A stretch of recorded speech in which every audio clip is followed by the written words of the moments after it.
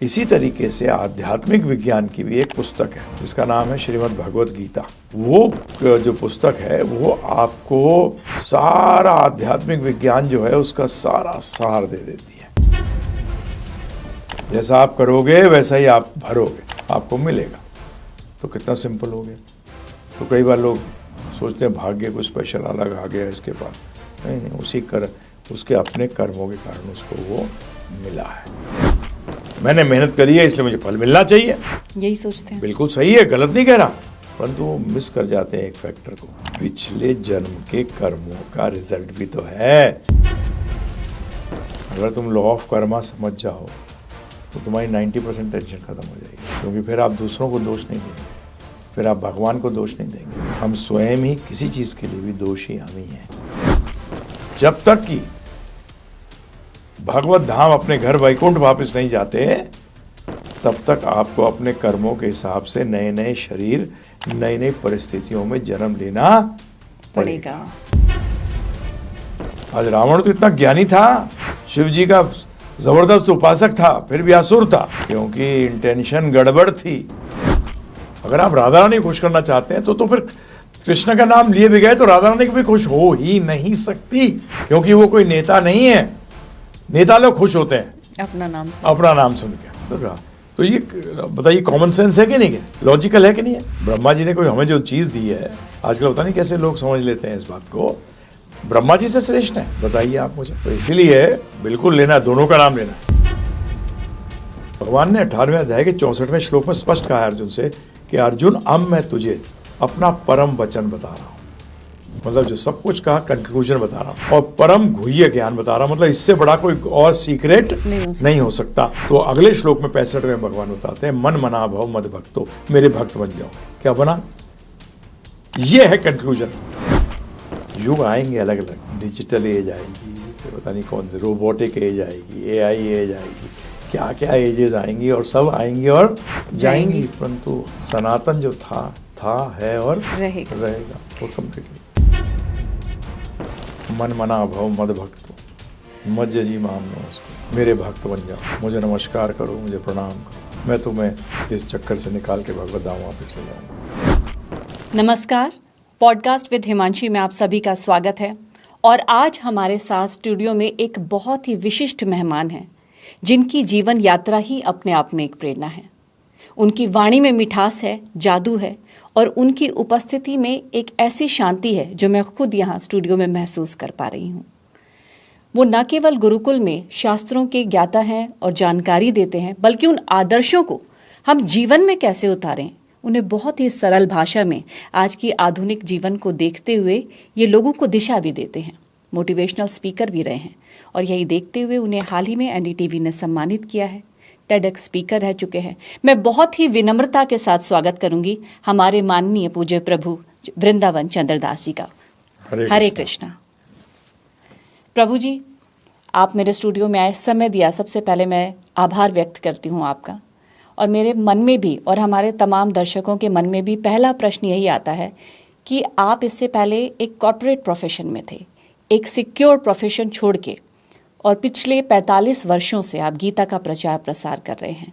तो जीवन में वो मोड़ कैसे आया जब आपकी दिशा पूरी तरह से बदल गई और गीता का आह्वान हुआ?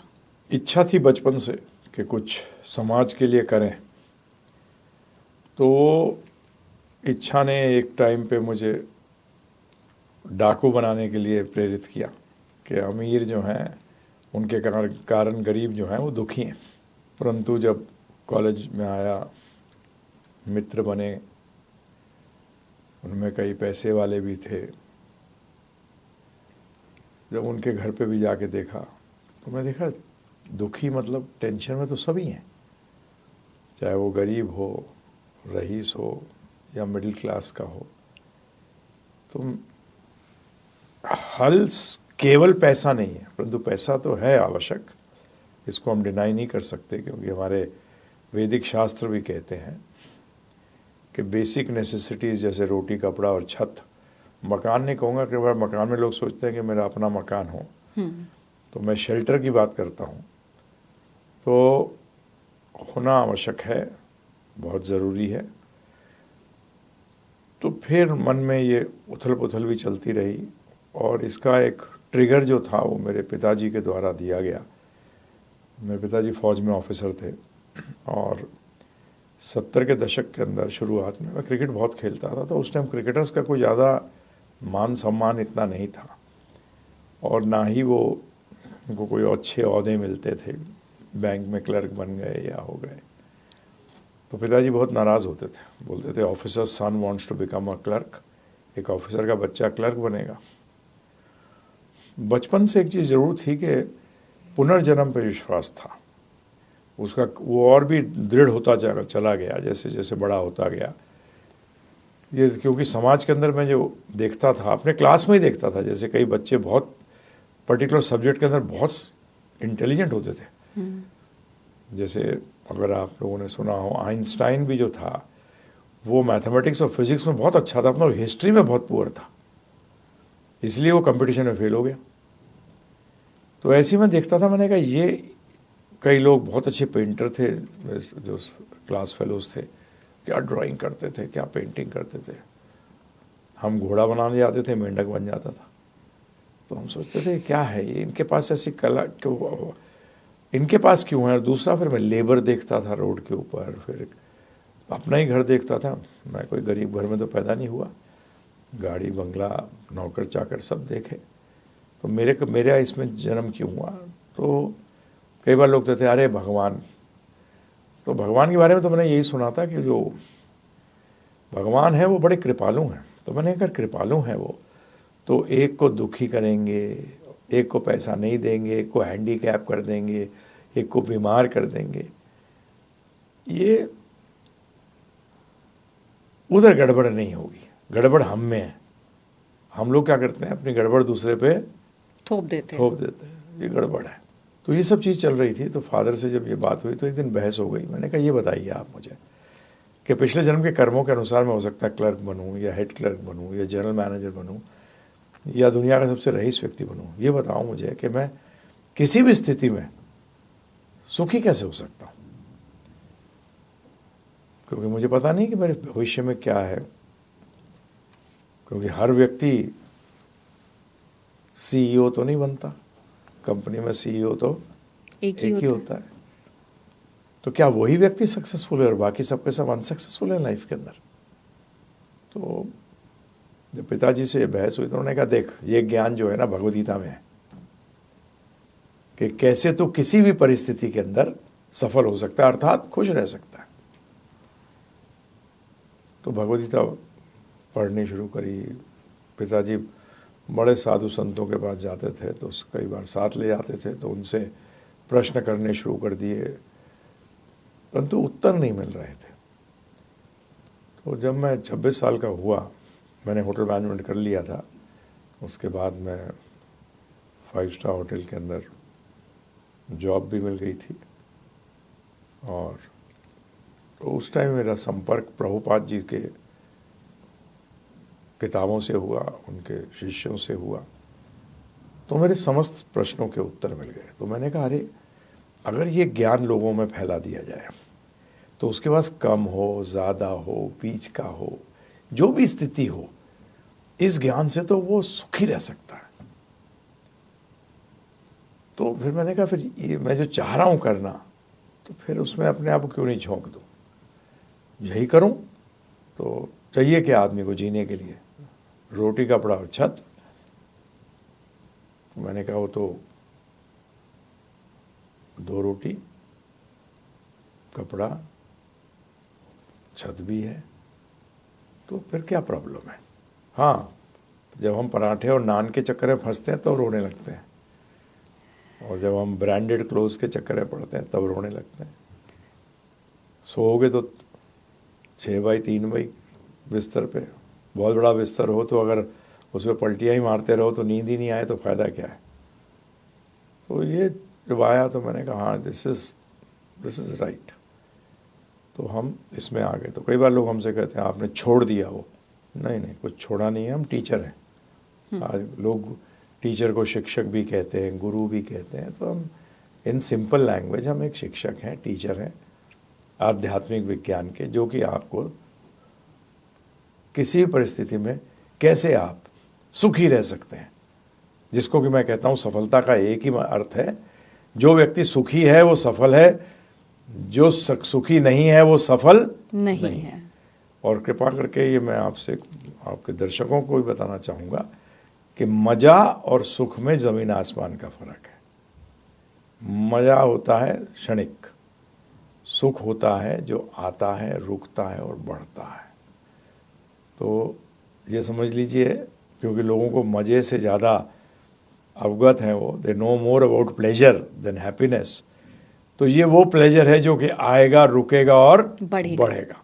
बाकी सारे दुनिया के जो मज़े हैं वो क्षणिक होते हैं, आते हैं, थोड़ी देर रुकते हैं, चले जाते हैं, ख़त्म हो जाते हैं। तो इसलिए तो ये आध्यात्मिक ज्ञान को मैंने सोचा कि इस विज्ञान को अगर बांटा जाए तो इससे बढ़िया कोई चीज़ हो नहीं सकती। तो इसलिए यह है कि सिर्फ अपना, जैसे कि आज भी अगर हम देखें तो IITs के अंदर भी प्रॉब्लम आ रही है, क्योंकि प्रोफेसर्स नहीं आ रहे, टीचर्स नहीं बन रहे, बच्चे सब पास आउट करके पैकेज के चक्कर में हैं। वो नॉलेज वापस आपको लोग चाहिए जो कि रियली नॉलेज देना चाहते हैं। तो हमारे गुरु महाराज भक्तिवेदांत स्वामी ठाकुर श्रील प्रभुपाद जी कहते थे कि people who are serious to distribute this knowledge, not for money. Teacher अगर पैसे के चक्कर में फंस गया तो फिर तो कोचिंग सेंटर हो गया ना जी, अर्निंग मनी, जबकि ज्ञान को बेचा नहीं जाता। तो इसीलिए हमने प्रोफेशन लिया कि जिससे कि लोगों को किसी भी स्थिति में हो वो सुखी कैसे हो सके। बिल्कुल। और आज हमारे पॉडकास्ट को जितने भी लोग सुन रहे होंगे उनके मन में भी ये ख्याल आ रहा होगा, इसी माया जाल में पूरी दुनिया फंसी है। हर किसी को जो खुश होने की, सफल होने की परिभाषा वही है जो थोड़ी देर पहले आप समझा रहे थे। लेकिन सुख क्या है जो ठहरे और बढ़े, इस दिशा में जो लोग आना चाहें वो शुरू कैसे करें प्रभु जी, कहाँ से शुरुआत हम करें? देखिए बड़ी सिंपल है। जैसे कि मैथमेटिक्स को सीखना चाहता है, गणित सीखना चाहता है, तो वो शुरू कैसे करें? 1 2 3 से, 1 2 3 4, और फिर उसको क्रमबद्ध तरीके से ले। देखिए नॉलेज, अगर आप, आज हम सब डॉक्टर हैं किस्म से, थोड़ा बहुत ज्ञान, सर दर्द हो जाए, ये ले लो, वो ले लो, परंतु हम वो हैं नीम हकीम होते हैं ना, जो वो हैं हम, क्योंकि हमने क्रमबद्ध तरीके से मेडिकल साइंस नहीं सीखी है। तो जब तक आप क्रमबद्ध तरीके से किसी ज्ञान को ना लें, तब तक आप उसको अपनी लाइफ में सफलतापूर्वक अप्लाई नहीं कर सकते। तो इसके लिए हर साइंस की एक किताब है जो कि मेन होती है। जैसे कि अगर इलेक्ट्रिकल इंजीनियरिंग कोई करना चाहता है भारतवर्ष में, तो मिस्टर थरेजा करके एक व्यक्ति हुए हैं, उनकी इलेक्ट्रिकल इंजीनियर के अंदर किताब जो है वो बाइबल मानी जाती है, सब पढ़ते हैं वो। इसी तरीके से आध्यात्मिक विज्ञान की भी एक पुस्तक है जिसका नाम है श्रीमद् भगवद गीता। वो जो पुस्तक है वो आपको सारा आध्यात्मिक विज्ञान जो है उसका सारा सार दे देती है। परंतु एक चीज़ है, आप स्कूल या कॉलेज क्यों जाते हैं? किताबें तो बाहर भी मिलती हैं, परंतु आपने कभी कॉरेस्पॉन्डेंस कोर्स करने वाले व्यक्ति को यूनिवर्सिटी टॉप करते हुए नहीं देखा होगा। बिल्कुल सही कह जो रहे हैं। रेगुलर स्टूडेंट होते हैं, जो जाके टीचर से संपर्क करते हैं, टीचर से सीखते हैं, वही टॉपर होते हैं। तो इसीलिए किताब को, भगवद गीता बहुत पढ़ता है, आपके दर्शकों में से भी हो सकता है हज़ारों पढ़ रहे हों, और फिर नतीजे पहुंचते हैं अरे समझ नहीं आ रही, तो उसको ड्रॉप कर देते हैं। नहीं, वो समझ क्यों नहीं आ रही? क्योंकि टीचर का काम है आपको किताब से लिंक कराना। आप स्कूल कॉलेज क्यों जाते हैं? किताब तो बाहर भी मिलती है। पढ़ने के लिए नहीं जाते आप स्कूल, आप समझने के लिए जाते हैं स्कूल। कॉलेज क्यों जाते हैं? समझने के लिए। और समझाता कौन है? गुरु, शिक्षक है, टीचर है, वो बस वो समझाता है आपको।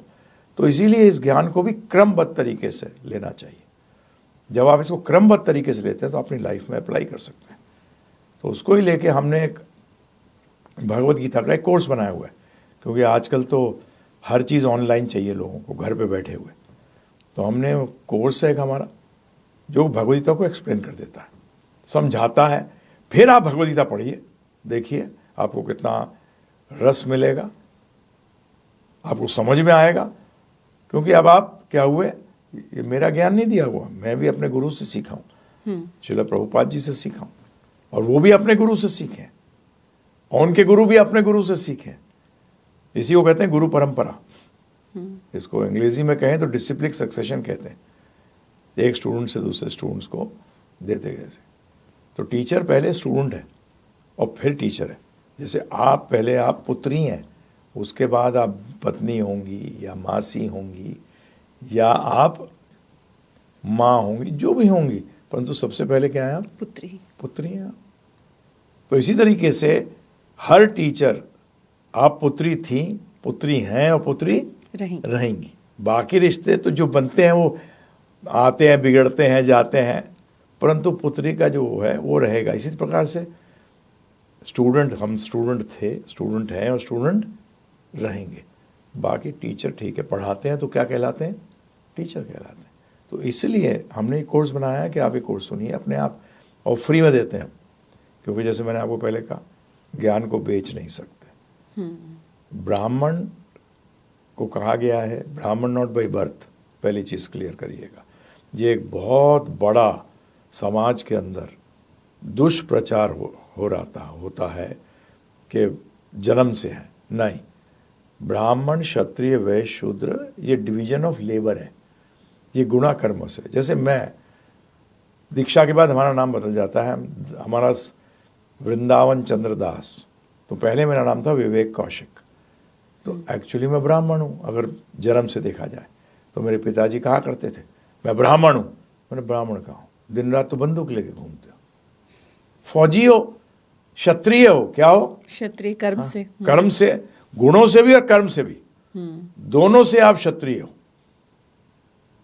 तो इसीलिए भगवान ने भगवत गीता में स्पष्ट रूप में कहा है, चतुर्वर्णम मया सृष्टम गुणा कर्म विभागस्य, कि 4 वर्णों की मैंने सृष्टि करी है, गुणा और कर्म से विभाजन किया है, जन्म से नहीं। आज मेरे पिताजी फौज में थे, मैं तो फौजी नहीं हूं, मैं तो फौज में नहीं हूं, मैं तो जनरल मैनेजर रह चुका हूं 5 स्टार होटल का। उस टाइम मैं क्या था, शूद्र था, क्योंकि मैं वैश्य के लिए कार्य कर रहा था। अरे ये चारों जो ब्राह्मण, क्षत्रिय, वैश्य, शूद्र हैं, ये बोलते हैं गुणों और कर्मों के अनुसार आप अपने शरीर का निर्वाह कैसे करेंगे, आप अपने शरीर का निर्वाह कैसे करोगे। तो ब्राह्मण को कहा गया डोनेशन से, किससे, दान से। क्षत्रिय टैक्स से, आर्मी किससे चलती है, गवर्नमेंट किससे चलती है, टैक्स से। वैश्य प्रॉफिट से, और शूद्र सैलरी से। तो ये तो आपके सिर्फ शरीर को निर्वाह कैसे करेंगे उसके लिए ही बनाए गए डिवीजन ऑफ लेबर है ये। तो ये जानना, तो हम फ्री में देते हैं ये कोर्स, क्योंकि हम चार्ज नहीं कर सकते। तो जो अगर कोई दान देता है, नहीं देता है, कोई फर्क नहीं पड़ता। हमारे शिकन नहीं आनी चाहिए कि ये दे के गया और ये नहीं दे के गया। तो इसलिए तो आपने जैसे प्रश्न किया, तो कैसे शुरू करें। तो आध्यात्मिक विज्ञान का जो बेसिक है ना, वो ये है, आध्यात्मिक विज्ञान शुरू होता हूँ किससे होता है, कि आप शरीर नहीं आत्मा है। मैं कुछ, क्योंकि गीता का ज्ञान मुझे तो अभी इतना है नहीं, मैं आपके समक्ष बैठी हूँ, क्योंकि मैं जानती हूँ आप जटिल से जटिल प्रश्नों को बहुत सरल भाषा में समझाते हैं। तो कुछ इस तरह की सूची है मेरे पास प्रश्नों की, जिनका मैं चाहूँगी हमारे दर्शकों को और साथ ही साथ थोड़ा सार वो समझ सकें। और उसका कर्म और भाग्य, प्रभु जी हम कैसे माने, कर्म और भाग्य में क्या आपस में संतुलन कैसे बना के रखें, कर्म बड़ा या भाग्य। देखिए ये बड़ा अजीब सा प्रश्न है, पेड़ बड़ा या तना। अरे भाई, तने के बगैर पेड़ नहीं होता। पेड़ बड़ा या फल, फल और पेड़ एक दूसरे से जुड़े हुए हैं। तो पहली बात तो ये समझिए कि कर्म के फल को भाग्य कहते हैं। भाग्य कोई अलग वस्तु नहीं है। जो आप कार्य करते हैं ना, उसका जो फल होता है, तो आपका कहाँ से भाग्य शुरू हुआ, जहाँ आप पैदा हुई, वही माता पिता क्यों मिले आपको, वही सगे संबंधी क्यों मिले आपको। अरे आज का आप यहाँ आज हैं क्योंकि आपने डिसाइड किया आने के लिए, और डिसाइड के बाद आपने प्रयत्न किया, कार्य किया, कर्म किया, है ना जी, तब आप यहाँ आई। तो इसी तरह हम पैदा हुए जो, तो वहीं पैदा क्यों हुए? आज कई बार बिजनेसमैन को कहता हूँ मैंने कहा, अगर तुम्हारी बस चले तो तुम तो सीधा अंबानी के घर पैदा होने की कोशिश करोगे, क्योंकि फिर ज़्यादा स्ट्रगल ही नहीं है। ये नहीं है कि स्ट्रगल नहीं है, स्ट्रगल है, परंतु एक स्टार्टअप जो कर रहा है उसकी स्ट्रगल तो ज़बरदस्त है। उसके पास तो फाइनेंस नहीं है, उसके पास मैन पावर नहीं है। यहाँ आपको पैदा होते ही पता लगा फाइनेंस भी मिल रहा है, मैन पावर भी मिल रही है, लैंड भी मिल रही है, तीनों चीज़ें जो आवश्यक होती हैं। तो भाग्य is the result of your action, starting from the point जहाँ से कहाँ आपने जन्म लिया है, और फिर आपका पिछले जन्म के कर्मों के अनुसार ये जन्म में आप जो हो रहा है, आपको आपकी शादी भी वहीं क्यों हुई, क्या कारण था? ये सारी की सारी चीज़ें हमने ही बनाई हुई हैं। तो भाग्य ऐसा नहीं होता कि भगवान दे रहे हैं। भगवान तो सिर्फ देख रहे हैं कि जैसी करनी वैसी भरनी, जैसा आप करोगे वैसा ही आप भरोगे, आपको मिलेगा। तो कितना सिंपल हो गया। तो कई बार लोग सोचते हैं भाग्य को स्पेशल अलग आ गया इसके पास। नहीं नहीं, उसके अपने कर्मों के कारण उसको वो मिला है। क्योंकि प्रभु जी ऐसा देखा है कि कुछ व्यक्ति थोड़े से प्रयत्न से ही बहुत सफलता प्राप्त करते हैं, लेकिन कुछ उम्र भर ही संघर्ष करते रहते हैं, दुखी रहते हैं। इसके लिए गीता क्या कहती है? जैसे गीता यही कहती है कि आपके कर्मों का फल है ये, इसमें आप दूसरों को दोष मत दीजिए। पहली बात तो ये, अपने एफर्ट के लिए आप मोटिवेटेड रहिए। रिजल्ट तो आपके ही हाथ में है, परंतु वो क्या है, फ्यूचर में है, वो भी डार्क में है। आपकी करनी आपके सामने आ रही।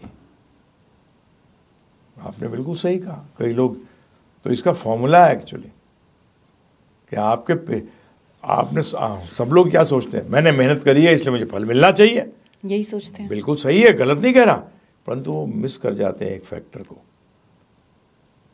पिछले जन्म के कर्मों का रिजल्ट भी तो है, प्रेजेंट के साथ वो उसको क्या करना चाहिए, मैच करना चाहिए। जैसे फॉर एग्जाम्पल हम लेके चलते हैं कि हमने 100 कर्म किया, डिजिटल करते हैं क्योंकि आज हर चीज़ क्या है, डिजिटल है। तो 100 है, उसने 100 मेहनत करी, परंतु पिछले जन्म से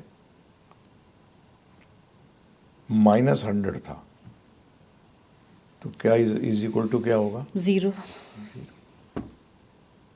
आपका ही किया हुआ है -100, किसी और का किया हुआ नहीं है, हमारा ही किया हुआ है। एक व्यक्ति ने 100 मेहनत करी, उसका इंटू 1000 था, तो क्या हो गया, हमारा ही करा हुआ, भगवान नहीं दे रहे वो 1000 या -100, हमारा ही। उसी को भाग्य कहते हैं, उसी को फेट कहते हैं, उसी को डेस्टिनी कहते हैं, उसी को लक कहते हैं। हम इस पार्ट को भूल जाते हैं। ज्यादातर मुझे मिलते हैं लोग, अरे कर्म करो बस, भाग्य कुछ नहीं होता। भाई साहब, भाग्य आप ही का तो बनाया हुआ है, कुछ नहीं कैसे होता है, कैसे नहीं होता कुछ, आपका ही बनाया हुआ है, भाग्य कोई दे नहीं रहा। ये गलती ना कर बैठे। तो आम जनता के लिए, सबके लिए अगर इस फॉर्मूला को समझ जाएं तो दुखी नहीं होंगे। जानते हैं अपनी करनी अपने सामने आ रही है, बड़ा सिंपल है। इसको जानना बहुत ही आवश्यक है। हम तो कॉर्पोरेट्स में भी बोलते हैं लोगों को, अगर तुम लॉ ऑफ कर्मा समझ जाओ तो तुम्हारी 90% टेंशन खत्म हो जाएगी, क्योंकि फिर आप दूसरों को दोष नहीं देंगे, फिर आप भगवान को दोष नहीं देंगे। हम स्वयं ही किसी चीज़ के लिए भी दोषी हम ही हैं। अगर कुछ मिल रहा है उसको भी हमने किया है। परंतु आध्यात्मिक विज्ञान ही बताता है कि भौतिक में जितना भी मिल जाए, आखिरी में सब दिवालिया ही होते हैं, ज़ीरो हो जाते हैं। ये हम रियलाइज़ नहीं करते। जिन चीज़ों के पीछे भाग रहे हैं वो कितने दिन रहेगी आपके साथ? एक्चुअली मैं तो कहता हूँ इस बात को, सबसे कहूँगा आपके दर्शकों से भी, जिसको कि हम रुक के सोचते नहीं हैं। जैसे समझना सिंपल है, 200 किलोमीटर जाना है, 100 किलोमीटर आपने 2 घंटे में किए, तो आगे भी आपको लगता है कि वही करीब 2 घंटे लगेंगे। इसी तरह से अगर पिछला जीवन जो है वो चुटकी में निकल गया। मैं तो कॉलेज के बच्चों से पूछ लेता हूँ, कितने साल हुए? 8वीं पास किए? 5 साल हो गए सर। मैंने कहा यूँ निकल गए? तो हाँ, चुटकी में निकल गए। तो मैंने कहा 20 चुटकी में तो जीवन निकल गया। तो इसीलिए आध्यात्मिक विज्ञान आपके जीवन के अंदर एक पर्पस देता है। आज हम इसी चक्कर में पड़े रहते हैं कि ये मिल जाए, वो मिल जाए। अरे भाई, वो जितना मिल रहा है ना, हम स्वयं अपना लिख के लाए हैं। ना ज़्यादा मिलेगा, ना कम मिलेगा, एग्जैक्टली वैसा ही मिलेगा। तो हम भाग्य बदल नहीं सकते। अब आप भाग्य को क्या समझते हैं? बदल सकते हैं।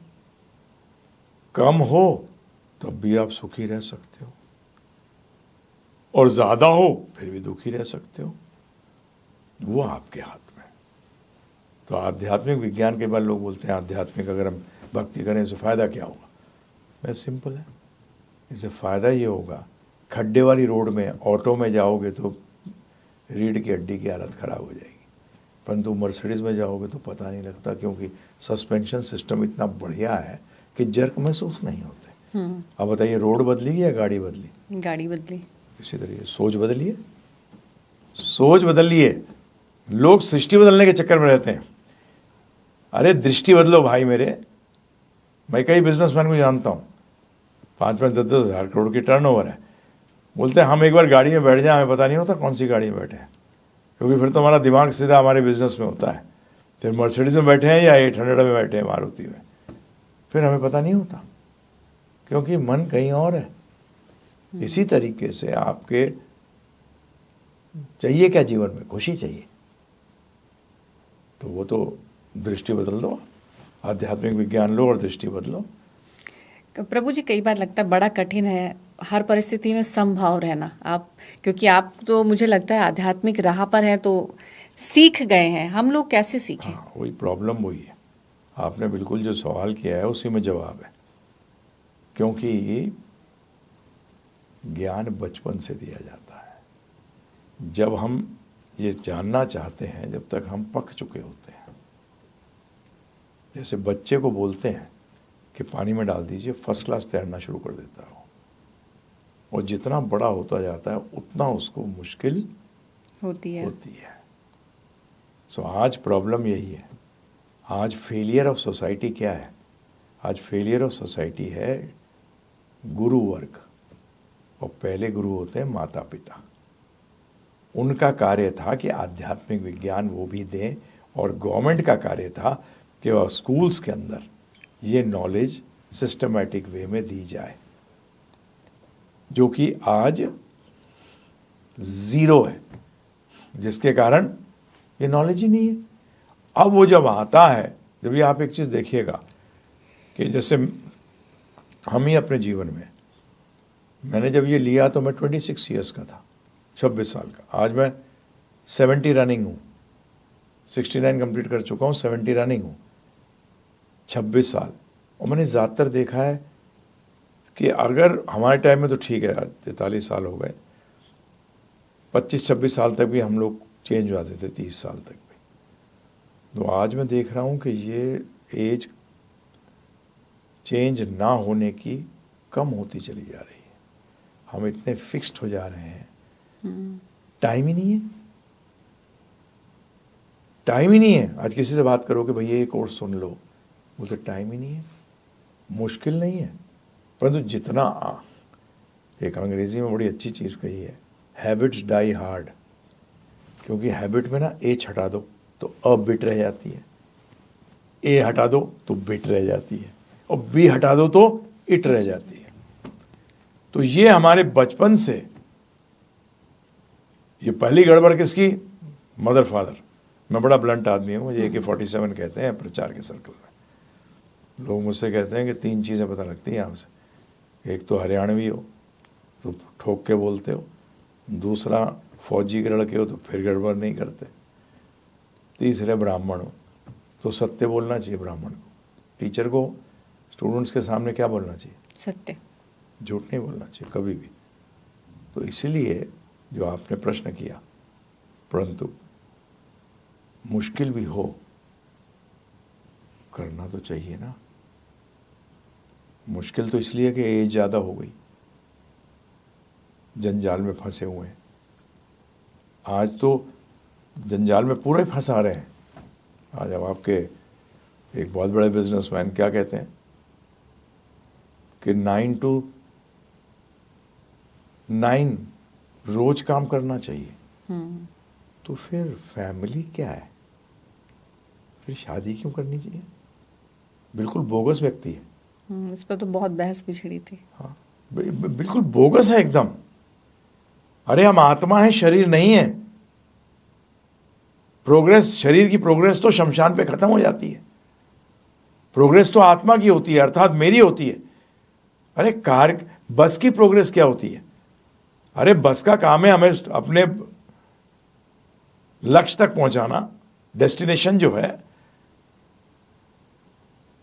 खत्म, हम उसके बाद चलते रहते हैं जहां जाना है। कभी लोग सोचते ही नहीं है कि हम इतनी मेहनत जो कर रहे हैं किस लिए कर रहे हैं, क्या क्या लेने के लिए कर रहे हैं। यह आध्यात्मिक विज्ञान की पहली सीढ़ी है, पहला। और आप जब तक कि भगवत धाम अपने घर वैकुंठ वापस नहीं जाते, तब तक आपको अपने कर्मों के हिसाब से नए नए शरीर, नई नई परिस्थितियों में जन्म लेना पड़ेगा। आज मैं लोगों से कहता हूं, मैंने आज तुम स्ट्रगल कर रहे हो, अगर तुम्हें पता लग जाए कि पिछले जन्म के तुम JRD टाटा थे तो तुम तो सुसाइड कमिट कर लोगे। बोले आज उसी कंपनी में मैं PN का काम कर रहा हूं जिसको कि मैंने एस्टैब्लिश किया। जब भागवतम, एक श्रीमद् भागवतम करके एक शास्त्र है, उसमें बड़ा क्लियर है। उसमें प्रहलाद महाराज कह रहे हैं कि बोलते हैं जो हम कर रहे हैं ये हम अनंत जन्मों में कर चुके हैं, फिर भी वही। जिस गन्ने में उन्होंने उदाहरण दिया, गन्ने में से रस निकल चुका है, फिर भी उसमें से रस निकालने की कोशिश कर रहा है। विचार नहीं करते, रुकते नहीं हैं। उसे कहते हैं कॉर्पोरेट्स में, कहते हैं अरे sir we are in a rat race. मैंने कहा भाई अब तुम अपने आप को चूहे की दौड़ में एक चूहा बना लिया है, मनुष्य बनो। शरीर का निर्वाह करना पड़ेगा, छोड़ने से काम नहीं चलेगा। मैं थोड़ी कह रहा हूं आपसे। अर्जुन भगवत गीता के बाद क्या छोड़ के जंगल चला गया था? उसने क्या चेंज करी? सिर्फ दृष्टि चेंज करी। लड़ने का जो पूरा एटीट्यूड था वो बदला। उसने और क्या चेंज किया? युद्ध तो हुआ, सृष्टि का मतलब युद्ध तो हुआ, और अब युद्ध करना कैसे है, किस भावना से कर रहे हो? इंटेंशन एक बहुत बड़ी चीज है। कोर्ट के अंदर भी अगर व्यक्ति मर्डर करता है तो उसको देखा जाता है इंटेंशन क्या है। ये प्री प्लान्ड था, ये सारा इसने प्लान करके मारा है, और एक स्पर ऑफ द मोमेंट के कारण उसने कुछ ऐसी चीज हुई, मर्डर कर दिया। दोनों की सजाएं अलग हैं। तो इसी तरीके से आप किस इंटेंशन से कर्म कर रहे हो, किस इंटेंशन से आप जी रहे हो, एक बहुत बहुत बड़ा मैटर है। तो इंटेंशन चेंज करनी है, वही उसको ही कहते हैं दृष्टि बदलो, सोच बदलो। दृष्टि का मतलब सोच बदलिए। परंतु प्रॉब्लम आएगी, जैसे आप कह रही हैं, इजी नहीं है, परंतु स्ट्रगल करना पड़ेगा, क्योंकि मनुष्य जीवन मिला इसलिए। खाना, सोना, बच्चे पैदा करना और बचाव करना, ये तो जानवर भी कर रहा है। हम कहाँ से ग्रेट हो गए बताइए आप मुझे? डाइनिंग टेबल बैठ के खाते हैं इसलिए हम श्रेष्ठ हो गए? हैं जी? बिस्तर पे सोते हैं इसलिए श्रेष्ठ हो गए? जब भी शास्त्र कहते हैं आहार निद्रा भय मैथुनम च सामान्यम एतद पशुभिर्नराणाम। पशु और नरों में कॉमन क्या है? ये 4 चीजें, eating, mating, sleeping and defending. तो जानवर भी कर रहा है, इसमें ग्रेटनेस कहां से आ गई? तभी कहा धर्महीना थे पशु भी समाना। जो धर्म से हीन है, मंदिर जाना, सिर्फ मंदिर जाना आपको धार्मिक नहीं बनाता। रावण बहुत ज्ञानी था, शिव जी का बड़ा जबरदस्त उपासक था, फिर भी राक्षस था, असुर था। तो धर्म का मतलब पूजा पाठ एक पार्ट है सिर्फ, परंतु उस पूजा पाठ से आप मांग क्या रहे हैं, दैट इज वेरी इंपॉर्टेंट। कि आप मांग क्या रहे हैं, आपका इंटेंशन क्या है। आज रावण तो इतना ज्ञानी था, शिव जी का जबरदस्त उपासक था, फिर भी असुर था, क्योंकि इंटेंशन गड़बड़ थी, सोच गड़बड़ थी। तो इसलिए मंदिर जाने से आप सोचो कि आप धार्मिक हो जाते हो, यह गलती है। क्योंकि आपने अगर यही 4 चीजें मांगी हैं, आहार निद्रा भय मैथुनम, इन्हीं 4 चीजों में अगर मांगने गए हो तो फिर तो असुर हो। मेरे ख्याल से बहुत ज़्यादा संख्या इन्हीं लोगों की है जो ये भौतिक सुख ही मांग रहे हैं। भौतिक में सुख है ही नहीं, क्योंकि भगवान ने गीता में कहा है दुखाल्यम, इसको दुखों का घर कहा है। तो सुख कहाँ है? और देखिए मजे की बात ये देखिए, मैं कई बार लोगों से बात करता हूँ, तो ऐसे पूछा मैंने क्या करते हैं, वो बिजनेस करते हैं। अच्छा 1000 किलो लौकी देना, तो लौकी का बिजनेस थोड़ी करता हूँ, लोहे का बिजनेस करता हूँ। तो इसी तरीके से भगवान आते क्यों हैं? भगवान तो गीता में कहते हैं धर्म स्थापनार्थाय संभवामि युगे युगे। मैं तो धर्म की स्थापना के लिए आता हूं। तो धर्म क्या है पता ही नहीं लोगों को, 99% को नहीं पता ये वर्ड धर्म का अर्थ क्या है। आप समझाएं प्रभु जी। सिंपल है एकदम, आप ही उत्तर दे देंगे, 2 मिनट में हो जाएगा। देखिए चीनी का धर्म क्या है? मिठास देना। देखो हो गया धर्म का क्लियर। आग का धर्म क्या है? गर्मी, गर्मी पैदा करना। ठीक है ना जी। तो अर्थात धर्म का अर्थ क्या हुआ? उस वस्तु का वो गुण जो उससे कभी अलग नहीं किया जा सकता और वो उसकी पहचान है। चीनी से आप मिठास दूर कर सकते हैं? नहीं। आप ढक सकती हैं। आप खूब एक चीनी के दाने के अंदर खूब सारा नमक डाल दो, परंतु चीनी के दाने की जो मिठास है वो नहीं जाएगी, वो तो थी है और रहेगी। ऐसी अग्नि के गर्मी देना का जो उसका स्वभाव है, वो चिंगारी चाहे कितना छोटा हो, चिंगारी छोटी है, परंतु अगर गिर जाए अपने हाथ वाथ पे तो जलाती है, चाहे वो बड़ी हो या छोटी हो, अपना कार्य करती है। तो उसका अर्थ ये हुआ कि फिर हमारा धर्म क्या है? अब हमारे शब्द के अंदर एक प्रॉब्लम आती, आप अपने आप को शरीर मानते हैं या आत्मा मानते हैं? है ना जी। अगर आप अपने आप को शरीर मानते हैं, फिर भी शरीर तो टेम्पररी है। आज आप स्त्री योनि में, कल आप पुरुष योनि में हो सकते हैं। आज मैं पुरुष योनि में हूं, कल स्त्री योनि में हो सकता हूं। तो परंतु एक चीज है जो कभी चेंज नहीं होता, वो है सेवा। हर व्यक्ति सेवा कर रहा है, बिजनेसमैन कस्टमर की, जो कस्टमर चाहता है वही तो देता है वो, हैं जी। नेता की तो बात ही मत करो, तो वो हाथ को जोड़ के घूमते ही है कि भाई ये हमें क्या करो, सेवा का मौका दीजिए। जो नौकरी कर रहा है वो तो सेवा कर रहा है। हर व्यक्ति सेवा कर रहा है, परंतु शरीर बदल रहा है, इसलिए आप जिसकी सेवा कर रहे हैं वो भी बदल रहा है। परंतु मैं तो आत्मा हूं और आत्मा तो सनातन है। सनातन का मतलब जो कभी बदलती नहीं है। तो उसका मतलब मेरी कोई सेवा होनी चाहिए जो कभी बदले नहीं ना। तो यहाँ आगे चलने से पहले बता दूं आपको, सेवा का अर्थ क्या होता है? आज्ञा का पालन, आज्ञा का पालन। जो आप चाहें वो मैं करूं। तो आत्मा कि सनातन सेवा क्या है भाई। ये तो टेम्पररी सेवा है, माता पिता की शरीर त्याग देंगे, सेवा बंद। सेवा करना भी चाहो तो नहीं कर पाएंगे, नहीं कर पाओगे। तो फिर आत्मा जो है वो तो सनातन है, तो इसकी सनातन सेवा जो है वो उसी की होगी जो कि थे, हैं और रहेंगे, और जिनकी आज्ञा बदलेगी नहीं। आज्ञा टाइम, प्लेस और सर्कमस्टांसेस के अनुसार नहीं बदलनी चाहिए। वो है भगवान श्री कृष्ण, राम जी, थे, हैं और रहेंगे। इसी को कहते हैं सनातन धर्म, जो आज्ञा थी, है और रहेगी, वो कभी चेंज नहीं होती। बाकी तो आपकी परिस्थितियों के अनुसार चेंज होती रहेगी, शरीरों के अनुसार चेंज होती रहेगी। तो धर्म का अर्थ क्या हुआ? आज्ञा का पालन। किसकी? भगवान श्री कृष्ण की। अब आप कहोगे दूसरे धर्मों में, सारे धर्मों का वो धर्म शरीर के हैं, आत्मा का धर्म सबका एक ही है, शरीर के है।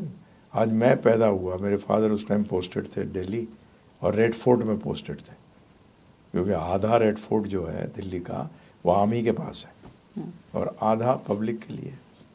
तो मेरे को तो मैं पैदा कहाँ हुआ? क्योंकि मैं 7 महीना वाला बच्चा हूँ, 7th मंथ में पैदा हो गया। तो साथ ही में जामा मस्जिद के साथ में जनाना हॉस्पिटल है, वहाँ पैदा हुआ, क्योंकि मिलिट्री हॉस्पिटल कैंटोनमेंट में था। अब वहाँ तक अगर जो दिल्ली के बारे में जानते हैं, रेड फोर्ट से कैंटोनमेंट तो बहुत दूर है। तो मैं पैदा, अब वहाँ कोई अगर नर्स मेरे को उठा के किसी मुसलमान माता के पास रख देती और उसका बच्चा मेरी मदर के पास रख देते, तो मैं क्या कहलाता? मुसलमान। परंतु आत्मा का धर्म तो चेंज नहीं होता, वो तो था, है और रहेगा। तो ये है सनातन धर्म, ये सब जीवों का है। इसलिए हमारे गुरु परंपरा में गुरु हैं, उनका नाम है श्रील भक्तिविनोद ठाकुर जी। उन्होंने इसको नाम दिया जैव धर्म, अर्थात जीव का धर्म। हिंदू कोई धर्म नहीं है, हिंदू कोई धर्म नहीं है। और बाकी जो ये बात करते हैं, अंग्रेजी में रिलीजन कहते हैं इनको। ये स्पिरिचुअल की बात नहीं हो रही, ये किसकी बात हो रही है? रिलीजन की। रिलीजन का मतलब श्रद्धा। ये कोई सनातन तो नहीं है। ये हर्ष आज एक व्यक्ति हुआ है, डॉक्टर इयन स्टीवनसन, उन्होंने सिद्ध कर दिया पुनर्जन्म के ऊपर। उसने बहुत केस स्टडीज करी है। मुसलमानों ने हिंदुओं के घर में जन्म लिया, हिंदुओं ने मुसलमानों के घर में जन्म लिया, क्रिश्चियनों ने जूस के घर में जन्म लिया, जूस ने क्रिश्चियंस के घर में जन्म लिया। तो बताइए, चेंज हो गया ना? सब चेंज हो गया। तो किससे दुश्मनी करोगे? मेरे साथ तो जुड़े हुए हैं आर्मी वाले लोग, जो पाकिस्तान बॉर्डर पे भी, चाइना पे भी। तो पूछते हैं गुरुजी गोली कभी लग सकती है, मर जाएंगे, क्या सोचना चाहिए? मैंने दुश्मनी मत करना पाकिस्तानी से, अगला जन्म पाकिस्तान में हो जाएगा, फिर तू भारत से लड़ेगा। देखा तो उन्हें क्या सोच होनी चाहिए? मैं ड्यूटी कर रहा हूँ, जो अच्छे लोग हैं भारत में उनके लिए लड़ रहा हूँ, खत्म। उसमें दुश्मनी करने की क्या जरूरत है? You don't have to have negative thoughts. Right. ये नेगेटिव थॉट है। ये सनातन धर्म है, ये जय धर्म है। दुश्मनी खत्म हो गई नहीं हो गई? बताइए आप मुझे। बिल्कुल, भाव बदल गए, चेंज हो गया। वो हम किसी को दुश्मन की नजर से देखते ही नहीं है। आज के युग में आज के समय में जिस तरह के मूवमेंट्स चल रहे हैं, उसे एक लोगों के मन में इस तरह का परसेप्शन बन गया है कि हिंदू धर्म, जो अभी आपने अंतर समझाया, कि हिंदू धर्म का अर्थ है दूसरे धर्म से नफरत करना। नहीं, बिल्कुल नहीं। और इसीलिए इस तरह के जब कोई भी मूवमेंट चलते हैं, सनातन के लोगों को लेके जागरूकता फैलाना चाहते हैं, उसको लेके एक नफरत सी आ गई है बीच में। ऐसे लोगों को कैसे स्पष्ट नहीं, किया गलत है, वो बिल्कुल गलत है। उनका आध्यात्म से दूर दूर तक कोई रिश्ता नहीं है, दूर दूर तक। मैं बड़ा स्पष्ट रूप में कह रहा हूं, चाहे वो कोई भी हो, जो इन नफरत की भावना को लाए, वो बिल्कुल गलत है। वो सनातन धर्म ही है ही नहीं। हिंदू तो उसको आजकल सनातन धर्मियों को हिंदू बोलना, जो सनातन धर्म को फॉलो करते हैं उनको हिंदू बोलना शुरू कर दिया। तो वो हिंदू है ही नहीं, एक्चुअली वो किसी धर्म का भी नहीं है। जो किसी से बैर कर सके, नफरत कर सके, वो जानवर है, वो इंसान है ही नहीं, वो मनुष्य कहलाने लायक ही नहीं है, चाहे वो किसी भी फेथ को फॉलो करता हो। क्योंकि अगर वो कहते हैं कि हमारा जो भगवान है या ऊपर वाला जो है हमारा है सबसे सही, तो फिर तुम्हारे उनको देखना चाहिए ना कि तुम्हारे उसमें दुख नहीं होना चाहिए, तुम्हारा सो कॉल्ड रिलीजन के अंदर बीमारियां नहीं होनी चाहिए, यंगस्टर्स को मरना नहीं चाहिए, मृत्यु नहीं होनी चाहिए। परंतु ये तो यूनिवर्सल है। क्या है ये? यूनिवर्सल है। जीवन है तो उसका मृत्यु मतलब होगी। ऊपर वाला एक है और आप अपने कर्मों से भुगत रहे हैं। इसका दूसरा आंसर है ही नहीं। आज जो सबसे गंदी चीज जो समाज में फैला दी गई है, one life time, enjoy it, एक जन्म है, मजा कर लो। इसमें नैतिकता कैसे आएगी बताइए आप मुझे, कैसे आएगी? और ये कैसे हो सकता है कि आप किसी के साथ नफरत करें और आपको हाईएस्ट ओहदा मिले? कैसे? कैसे? हो ही नहीं सकता कि किसी को मारने से आपको मुक्ति मिल जाएगी। कैसे मिल जाएगी? अरे सब तो उस ऊपर वाले के तो अंश हैं। भगवद गीता में स्पष्ट कहा है भगवान ने, माम एव अंश, मेरे अंश हैं सब, तो मैं कैसे दुश्मनी करूं किसी से? हाँ, अपने आप को प्रोटेक्ट करना है, यस, बिल्कुल करना चाहिए। और प्रोटेक्ट करने के लिए आपको दुश्मनी करने की आवश्यकता है? किसने कह दिया? नहीं। अर्जुन यही तो मूड में आया था, महाभारत लड़ने के लिए, मार दूंगा इनको, ये कर दूंगा, वो कर दूंगा। परंतु जब सबको देखा तो दिल पिघल गया, फिर युद्ध करने से मना कर दिया, एक्सट्रीम में चल रहा था। फिर भगवान ने कहा कि धर्म के लिए कर। और धर्म क्या है? कि किसी दुश्मनी नहीं करनी। जो आप संभाव की बात कर रही थी, ये आ गया संभाव, सबके प्रति संभाव। प्रभु जी ये बताइए कि आज के इस समय का, आधुनिक समय का सबसे बड़ा आध्यात्मिक भ्रम क्या है जिसे हमारी गीता दूर करती है? देखिए, पहली बात तो ये है कि ये बोलना, ऐसे बोलना हुआ कि सूर्य में अंधकार क्या है, जहाँ सूर्य वहाँ अंधकार है ही नहीं। परंतु आध्यात्म के नाम पर जो भ्रम फैलाया जा रहा है सबसे बड़ा, वो है कि हम भगवान बन सकते हैं या गुरु भगवान होता है। ना तो हम कभी भगवान बन सकते हैं और ना ही गुरु भगवान होता है। भगवान थे, हैं और रहेंगे। कृष्ण भगवान थे, हैं, रहेंगे।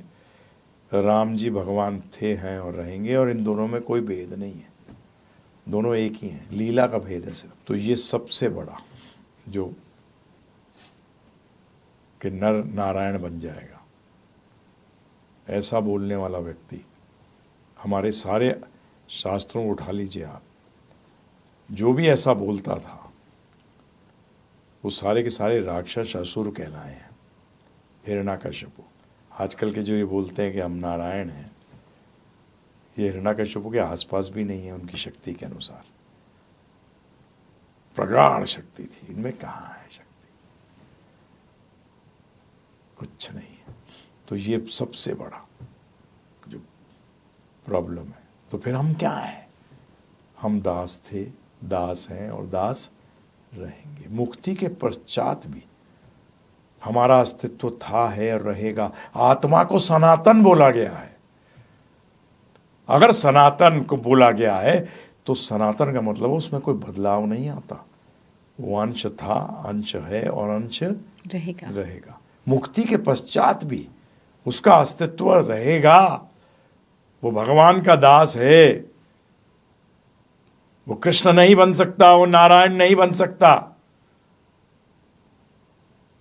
ये सबसे बड़ा। और दूसरा जो बहुत प्रचलित है, हम निराकार हैं। अच्छा, भगवान निराकार है? वो परम सत्य निराकार है? अरे परम सत्य तो पूर्ण है, और पूर्ण होने के कारण वो साकार भी है और निराकार भी है। जैसे आपकी बुद्धि जो है ना, वो निराकार है, और आप स्वयं साकार। है। तो इसी तरीके से भगवान में दोनों हैं। अब बुद्धि श्रेष्ठ है या आप श्रेष्ठ हैं? आप श्रेष्ठ हैं क्योंकि बुद्धि आपकी है। आप बुद्धि के नहीं हैं, बुद्धि आपकी शक्ति है। इसी तरीके से भगवान जो है, परम सत्य जो है, वो साकार है और निराकार उनकी शक्तियां हैं जो कार्य कर रही हैं। जैसे आपके अंदर जो बल है वो निराकार है। एक पहलवान में जो बल है वो क्या है? निराकार है। परंतु है किसमें? साकार में। उसको कंट्रोल कौन करता है? साकार करता है। एक पहलवान जब अखाड़े में उतरता है तो अपनी शक्ति की इस्तेमाल करता है, परंतु जब उसका बच्चा उसके गोद में आता है तब तो उसके साथ वो शक्ति क्या करता है? कंट्रोल कर लेता है। तो शक्ति अधीन है साकार की। तो ये भ्रमित प्रचार है कि आत्मा जब मुक्त हो जाएगी तो लीन हो जाएगी, खत्म हो जाएगी। ये तो कमाल की बात है जी। आप मुझे कहो कि जेल से बाहर निकलो भाई, वृंदावन चंद्रदास जी जेल से बाहर निकलो आप। अच्छा, फिर मैं आपसे पूछूं बाहर निकलने के बाद क्या होगा? बोले आपको गोली मार दी जाएगी, आप खत्म हो जाओगे।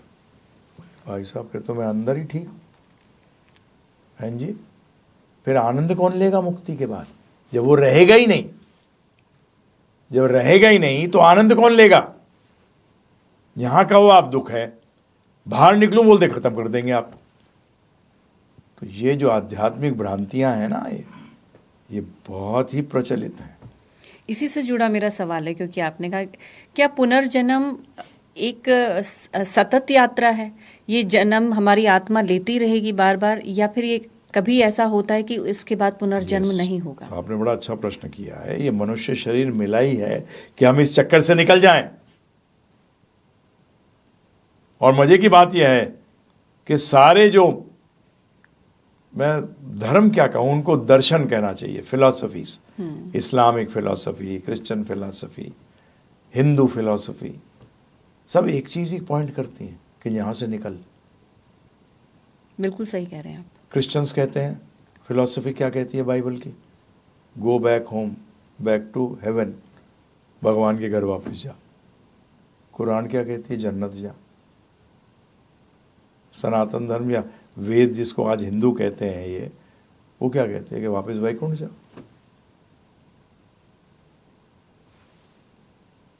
तीनों कह रहे हैं इंडिया, हिंदुस्तान, भारत है तो सेम जगह। तो कॉमन प्रिंसिपल क्या हुआ कि निकल यहां से।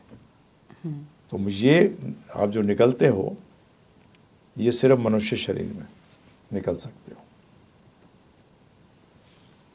प्रभु जी, गीता को समझने के लिए या हमारे सनातन को समझने के लिए एक प्रश्न बहुत ज़रूरी है, वो ये कि कोई भी सब्जेक्ट है, चाहे वो साइंस है, उसका एक सब्जेक्ट मैटर है।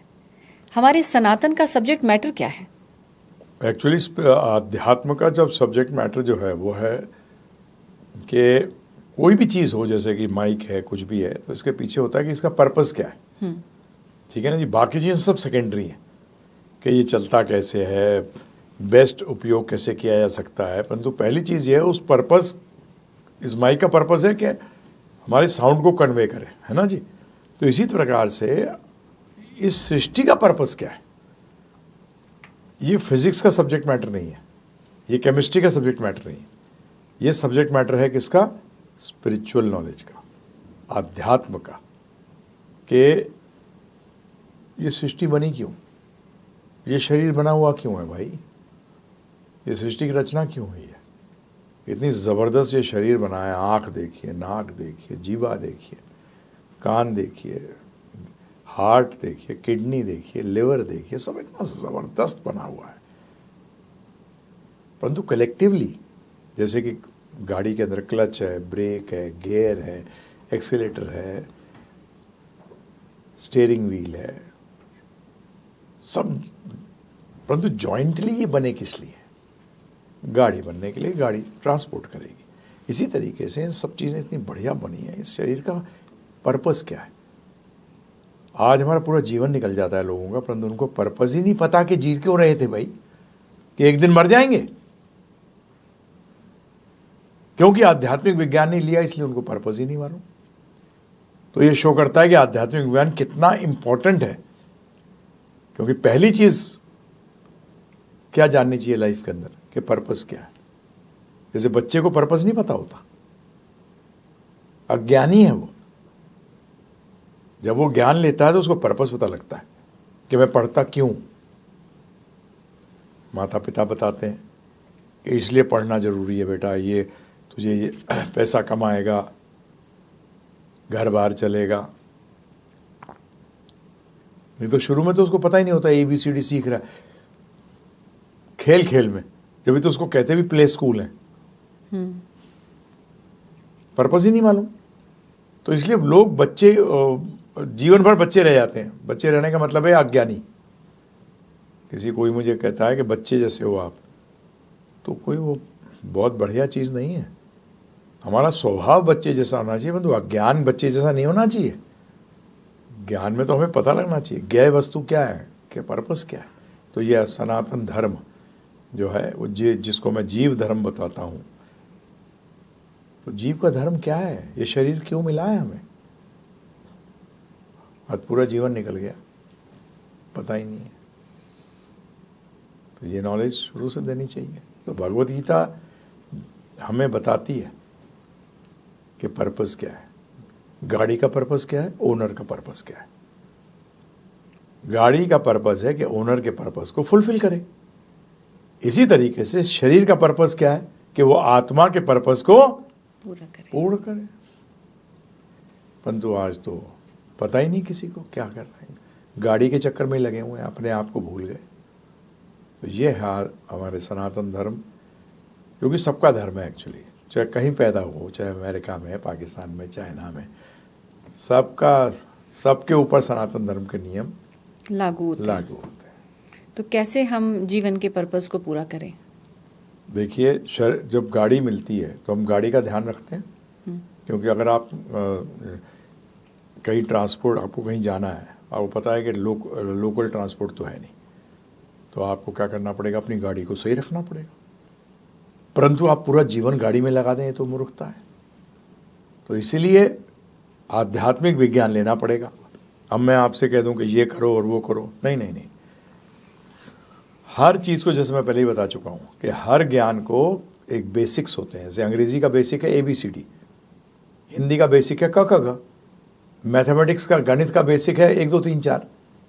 तो इसी प्रकार से अध्यात्म का हमें समझना पड़ेगा कि मैं आत्मा हूं, शरीर मेरे लिए है, मैं शरीर के लिए नहीं हूं। शरीर का मुझे ध्यान रखना है, परंतु मोस्ट इंपॉर्टेंट चीज यह है कि मेरे को अपना ध्यान रखना है इस शरीर के द्वारा, मैं जो आत्मा हूं। अभी तो देखिए, आप आत्मा को समझना कोई मुश्किल नहीं होता। जैसे आपको कोई मर जाता है तो क्या बोलते हैं, चला गया। कौन चला गया? शरीर तो यहीं पड़ा है। जो चला गया उसे तो आपने कभी जाना ही नहीं, आप तो शरीर को जानते थे सिर्फ। सिंपल बोल रहा हूं, अंग्रेजी में भी कहते हैं पास्ट अवे। चला गया, कौन चला गया भाई? बस जो हमने कोर्स बनाया हुआ उसमें हमने और एग्जाम्पल्स देकर साइंटिफिकली इस चीज को प्रूव किया। तो ये है, समझ लीजिए कि आध्यात्म का हम अपनी प्रोग्रेस कैसे करेंगे। अब आता है कि पहले ज्ञान लीजिए, ठीक है जी, नॉलेज लीजिए, जिससे कि आपको पता लगे, आप फिक्स्ड हो जाएं। पहले थ्योरी लीजिए, फिर प्रैक्टिकल। ऐसे होता है स्कूल कॉलेज में, क्या होता था, पहले थ्योरी और फिर प्रैक्टिकल। तो थ्योरी है। और आज से मैं आपसे कहूँगा कि जो सुन रहे हैं वो आज से एक मंत्र शुरू कर दें करना। मंत्र क्या होता है? मंत्र शब्द का अर्थ क्या है? मन और त्रा, ये दो शब्दों से बना है। त्रा का मतलब त्रायते, जो मन को तार दे, जो मन को तार दे। टेंशन कहाँ होती है? मन में। सारे प्रॉब्लम्स कहाँ होते हैं? मन के द्वारा। तो मंत्र क्या होता है? मन त्रायते इति मंत्रः, जो मन को तार दे वो उसको मंत्र कहते हैं। तो हर मंत्र इज लाइक अ मेडिसिन। तो आपको प्रश्न कर सकते हैं कौन सा मंत्र? जी, कौन सा मंत्र होगा? हाँ। प्रभु जी, कलिसंत्र उपनिषद है, एक उपनिषद है, 108 मुख्य उपनिषदों में आती हैं वो। तो कली का मतलब कलयुग, संतरण का मतलब जो उतारता है। उस उपनिषद के अंदर नारद जी ने ब्रह्मा जी से प्रश्न किया, कलयुग के जीवों का उद्धार कैसे होगा? इनकी तो बुद्धि भ्रष्ट है, इनको तो वेदों पे अधिकार ही नहीं है। तो उन्होंने कहा, तो ब्रह्मा जी ने बताया, हरे कृष्ण कृष्ण कृष्ण हरे हरे, हरे राम राम राम हरे हरे।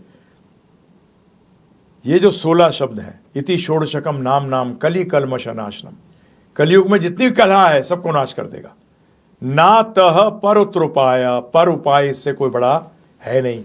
सर्व वेदेषु दृश्यते, सारे वेदों में दृष्टि डालने पर भी इससे बड़ा कोई मंत्र नहीं है। ये शास्त्र कह रहे हैं, हम नहीं कह रहे। तो इसलिए, और बड़ा सिंपल है। कई बार लोग कहते हैं राधा रानी, क्या राधा राधे नाम लेने से?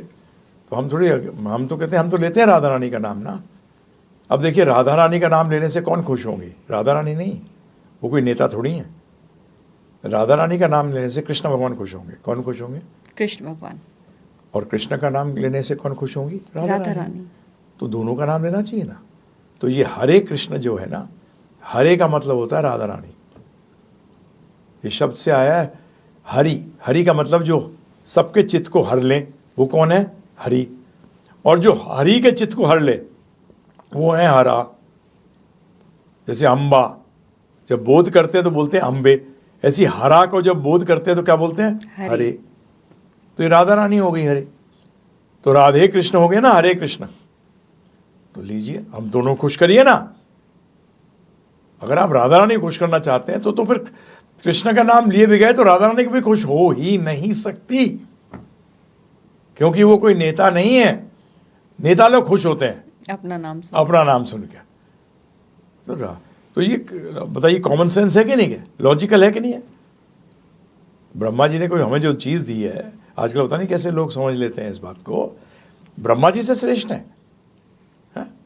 बताइए आप मुझे। तो इसीलिए बिल्कुल लेना, दोनों का नाम लेना है।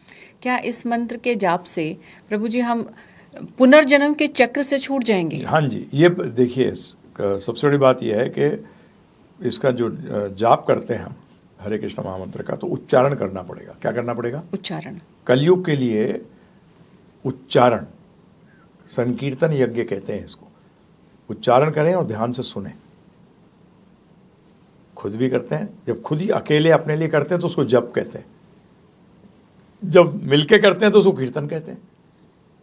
कीर्तन का मतलब, कीर्तन आया शब्द कीर्ति से, जहां भगवान के यश कीर्ति का बखान हो रहा है उसको कीर्तन कहते हैं। तो आज हकीकत के अंदर हम जो चर्चा कर रहे हैं ये भी कीर्तन है, क्योंकि इसमें हम भगवान की चर्चा कर रहे हैं, उनकी कीर्ति का बखान कर रहे हैं। तो इसलिए हरे कृष्ण महामंत्र इमीडिएटली शुरू कर सकते हैं। मतलब आपने पहला कदम ले लिया। अब इसके अंदर भी स्टेजेस हैं कि आपने कितनी शुद्धता से कर रहे हैं। तो वो अभी का विषय नहीं है, क्योंकि वो भी हमने समझाया हुआ है कि इसको शुद्ध नाम लेना पड़ेगा। अभी अशुद्ध है, अभी हम अशुद्ध हैं, नाम अशुद्ध नहीं है। हम जो जप रहे हैं वो क्या है? अशुद्ध है। तो उसको तो परंतु ये नाम ही हमें शुद्ध करेगा। ये नाम ही हमें शुद्ध करेगा। तो ये है इसका तरीका। ठीक है। और प्रभु जी, इसके अलावा मेरा ये सवाल है आपसे कि जो दूसरा अध्याय है और इसके अलावा जो 18वां अध्याय है गीता का, क्या इनका आपसी संबंध है? कुछ समानता है? नहीं, देखिए, अगर आप देखें भगवद गीता के सब अध्यायों का आपस में संबंध है। ये जैसे कहते हैं ना, सीढ़ी है, अलग अलग पायदान है। तो अगर आप देखें दूसरे अध्याय के अंदर, तो भगवान ने शुरू किया, अर्जुन का प्रॉब्लम क्या आया था? अर्जुन का प्रॉब्लम आया था कि वो अपने आप को भूल गया था, वो अपने आप को शरीर समझ रहा था। तो भगवान ने पहली चीज़ जो अर्जुन से कही है, उसमें यही कही है कि अर्जुन, कभी कोई ऐसा समय नहीं था जब तू नहीं था, मैं नहीं था और ये राजा नहीं थे, और कभी ऐसा कोई समय नहीं आएगा जब तू नहीं होगा, मैं नहीं हूँगा और ये राजा नहीं होंगे। अर्थात आत्मा के अस्तित्व को उन्होंने स्थापित किया कि आज मेरा दादा, मेरा गुरु, वो शरीर के हैं, सब आत्मा के नहीं है। आपके जितने रिश्ते हैं, किसके रिश्ते हैं? शरीर से। आत्मा का रिश्ता तो सिर्फ भगवान से है। तो बेसिकली, तो दूसरे अध्याय को भी एक्चुअली देखा जाए तो दूसरे अध्याय में सारे गीता का एक सारसा है, और 18वां अध्याय जो है वो इस सार का कंक्लूजन है। पूरा बता, तीसरा, चौथा, पांचवें ऐसे करते करते 17 को क्लॉज करते हुए 18वां में, तो उसमें भगवान ने बताया बीच में क्यों फंसा हुआ है तू, निकलने का तरीका क्या है, ये सब समझाते हुए, कर्म योग के बारे में चर्चा करते हुए, ध्यान योग के बारे में चर्चा करते हुए, ज्ञान योग जिसको कि सांख्य योग भी कहते हैं, उसके बारे में चर्चा करते हुए मैंने कहा ये सारी चीज़ें जो है सीढ़ियाँ हैं। Ultimately bhakti is the highest. Bhagavad Gita के 18वें अध्याय के अंदर भगवान ने कह दिया साफ, अर्जुन, जो 18वां अध्याय का जो 64वां श्लोक है, मैं लोगों से कई बार कहता हूँ कि भगवद गीता को ना पहले एक बार एंड में जाओ, क्योंकि पता तो लगे कंक्लूजन क्या है। तो भगवान ने 18वें अध्याय के 64वें श्लोक में स्पष्ट कहा है अर्जुन से कि अर्जुन, अब मैं तुझे अपना परम वचन बता रहा हूँ, मतलब जो सब कुछ कहा कंक्लूजन बता रहा हूँ, और परम गुह्य ज्ञान बता रहा हूँ, मतलब इससे बड़ा कोई और सीक्रेट नहीं हो सकता। तो अगले श्लोक में 65 में भगवान बताते हैं, मन मना भव मद भक्तो, मेरे भक्त बन जाओ। क्या बना? ये है कंक्लूजन। तो 18वां अध्याय लिंक हो गया ना कि आत्मा है तू, और आत्मा का कार्य क्या है? भक्ति करना, कि तू मेरा भक्त बन जा। ये और कैसे बनेगा? सब अपने जो मनोधर्म है उनको क्या कर? त्याग दे। सर्वधर्मान परित्यज्य माम एकम शरणम व्रज, केवल मेरी शरण में आ जा। शरण में आने का मतलब है मेरी आज्ञा का पालन करो। आज मेरी आज्ञा का पालन कर, उसके लिए तुझे गुरु को भी मारना पड़े मेरी आज्ञा से, क्योंकि आज वो मेरी आज्ञा का पालन नहीं कर रहे। और ये पहला, violence is not the first step. ये भी कई बार लोग गलत समझते हैं कि सारे पहले तरीके अपनाने पड़ेंगे, और पहला तरीका क्या था? भगवान खुद शांति दूत बन के गए थे। Mahabharata was the violence was the ultimate. जैसे कि डॉक्टर भी क्या करता है? डॉक्टर ऑपरेशन को लास्ट रखता है, पहले वो क्या कोशिश करता है कि बगैर ऑपरेशन के ही ठीक हो जाए। Operation is the last. तो इसी तरीके से ये महाभारत जो है ये ऑपरेशन है, वॉयलेंस नहीं है। ये क्या हो रहा है? ये भगवान जो है, जो टॉप वैद्य है, वो क्या कर रहे हैं? ऑपरेशन कर रहे हैं। वो गंदगी जो है, समाज की गंदगी है, उसको अलग कर रहे हैं। दैट इज नॉट एन, कई बार लोग सोचते हैं लड़ाई वड़ाई नहीं है भाई, वो एक ऑपरेशन थिएटर के अंदर कुरुक्षेत्र जो बना दिया भगवान ने ऑपरेशन थिएटर, और उसके अंदर क्या हो रहा है? ऑपरेशन हो रहा है। और डॉक्टर बना दिया अर्जुन को, ये डॉक्टर तू है और मेरे गाइडेंस के अंदर तू ये कार्य कर। तो ये दूसरा अध्याय और 18वां अध्याय, और बीच में सारा आ गया आपका, जो ये मैंने जो बताया आपको, ये ऑलमोस्ट अब खत्म हो रही है भगवद गीता। 64, 65, 66 श्लोकों के अंदर अब आस्ते आस्ते वो भगवान ने अपना कंक्लूजन बता दिया। और सबसे बड़ी बात ये कही कि अब यत इच्छेसी तथा कुरु, अब तेरी जैसी इच्छा है वैसा तू कर। क्योंकि ना हमारा भगवान, ज़्यादातर लोग कहते हैं भगवान जबरदस्ती क्यों नहीं कर देते? रिश्ते जबरदस्तियों से नहीं बना करते। रिश्ते के लिए आपको स्वतंत्रता देनी पड़ेगी। तुम रिश्ता बनाना चाहते हो बनाओ, नहीं बनाना चाहते मत बनाओ। क्योंकि जबरदस्ती करोगे तो गुलामी बनती है। गुलामी नहीं, दास होना चाहिए। दास का मतलब स्वतः। तो भगवान ने भी अर्जुन को सब बताने के बाद, क्योंकि भगवान ने कह दिया तुम सब मेरे मित्र हो, परंतु तुम मुझे अपना मित्र मानते हो कि नहीं मानते हो, ये एक पॉइंट है। प्रॉब्लम आज यही है, हम भगवान को मित्र नहीं मानते। अरे मित्र की तो सलाह ली जाती है ना, हम कहाँ सलाह लेते हैं उनकी, हम तो अपना ही लगाते रहते हैं। वो जो मैं बता रहा था आपको, भगवान मंदिर जाते हैं, भगवान कहते हैं मैं तो धर्म की स्थापना के लिए आ रहा हूं, और हम उनसे धर्म को छोड़कर बाकी सब चीज मांगते हैं। तो वो भी सोचते हैं पता नहीं किससे मांग रहा है, क्योंकि ये तो मैं देने आया नहीं, मेरी शादी करा दो। मैट्रिमोनियल सर्विस खोली है क्या भगवान ने? अरे भाई आपके कर्मों में जो होगा वैसा ही होगा। तो ये चीज समझने की है। हमें क्या मांगना चाहिए फिर भगवान से? भगवान से मांगना चाहिए कि भगवान मैं आपकी आज्ञा को समझ सकूं और उसको पालन कर सकूं, क्योंकि ध्यान रखिएगा लाइफ के अंदर एडवाइस से बड़ी कोई चीज नहीं हो सकती, और भगवान से बड़ा एडवाइजर कोई हो ही नहीं सकता, क्योंकि वो पूर्ण है। पूर्णता में आप क्या हुआ कि अगर कोई आपको एडवाइस देता है ना, अगर वो पूर्ण नहीं है ना तो अपना भी फायदा ढूंढेगा, परंतु यदि वो पूर्ण है तो फिर क्या फायदा ढूंढेगा वो? तो वो हमारे फायदे के लिए करेगा सब कुछ। आज वो हमारे फायदे के लिए करेंगे सब कुछ। तो हमें भगवान से मांगना चाहिए कि भगवान मैं धर्म को समझ सकूं। तो जब भी क्या करते हैं, जब आदमी सिंसियर होता है, आज ये आपके जो सुनेंगे ये बाई चांस नहीं सुनेंगे, ये ध्यान रखिएगा।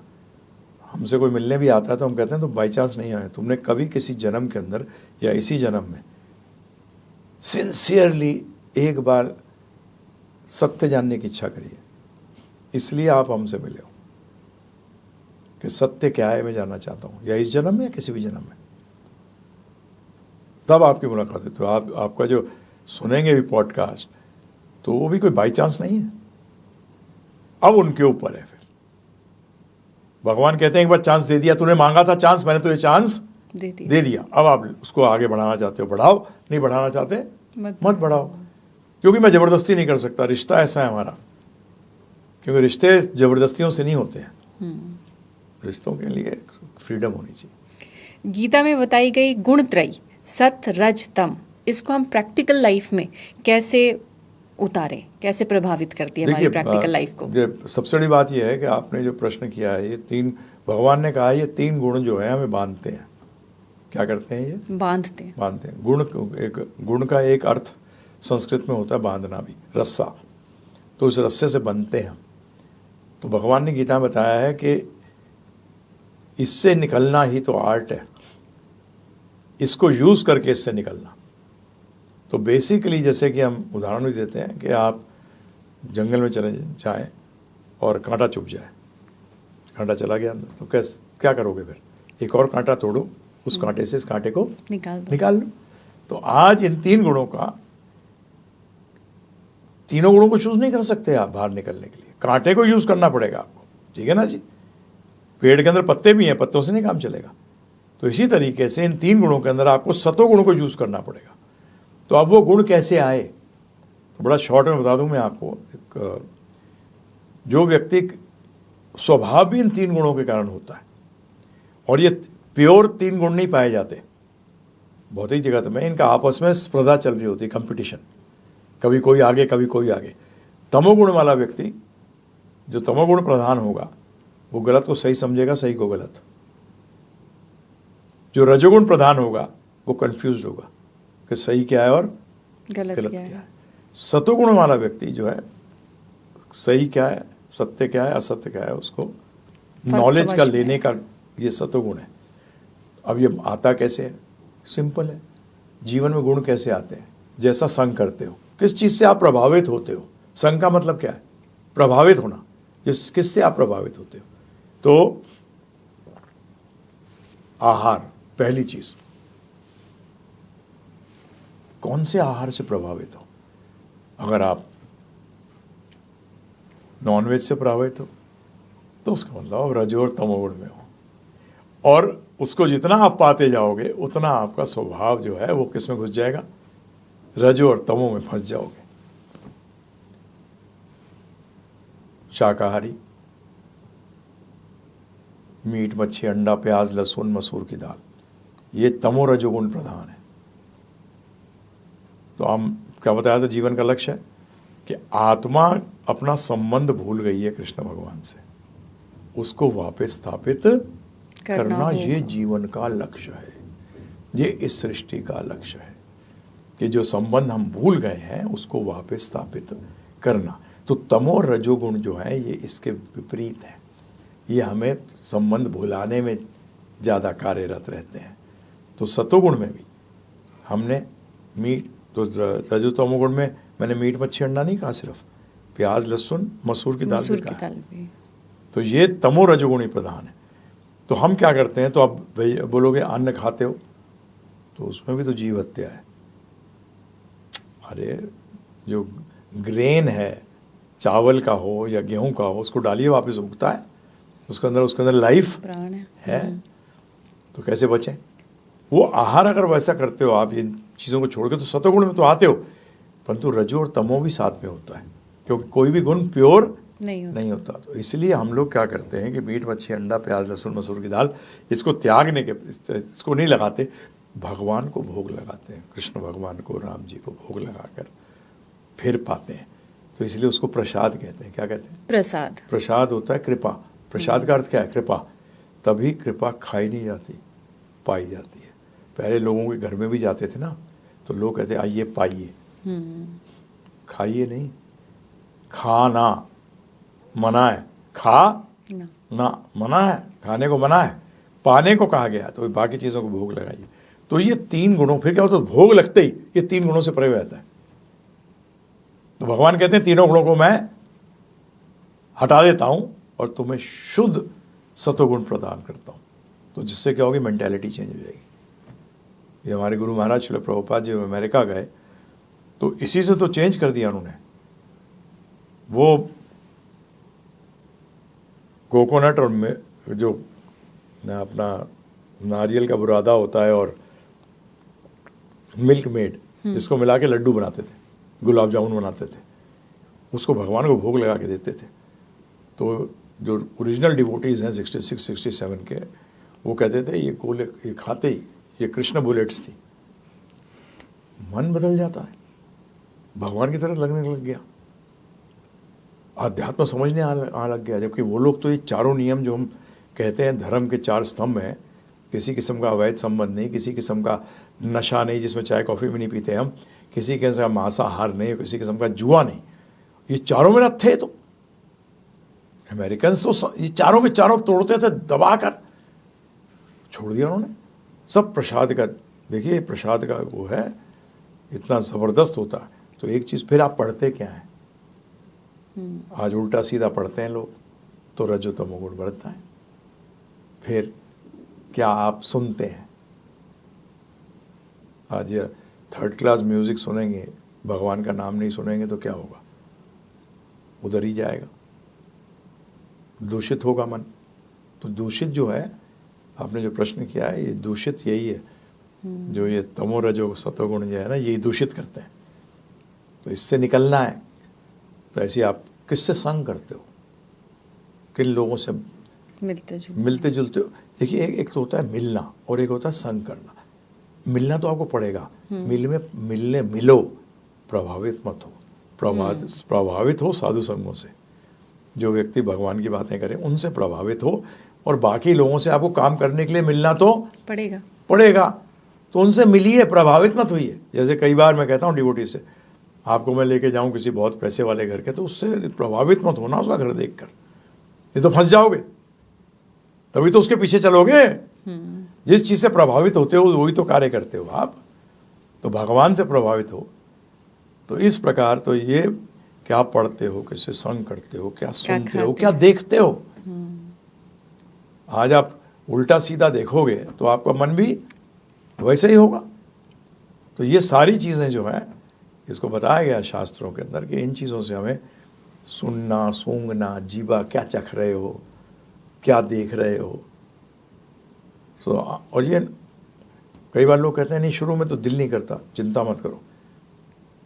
पहली बार बैट लेके जाओगे क्रिकेट खेलने के लिए तो बॉल पे नहीं लगती, बल्ला अलग चलता है, बॉल अलग चलती है। ऐसी बैडमिंटन के अंदर भी जो चिड़िया है वो अलग चलती है, फिर तो आस्ते आस्ते प्रैक्टिस हो जाती है तो फिर वो सही चलने लग जाती है। इसी तरह से शुरू में जब इसको कहते हैं साधना, साधना भक्ति, तो मन को साधो, नियंत्रण में करना।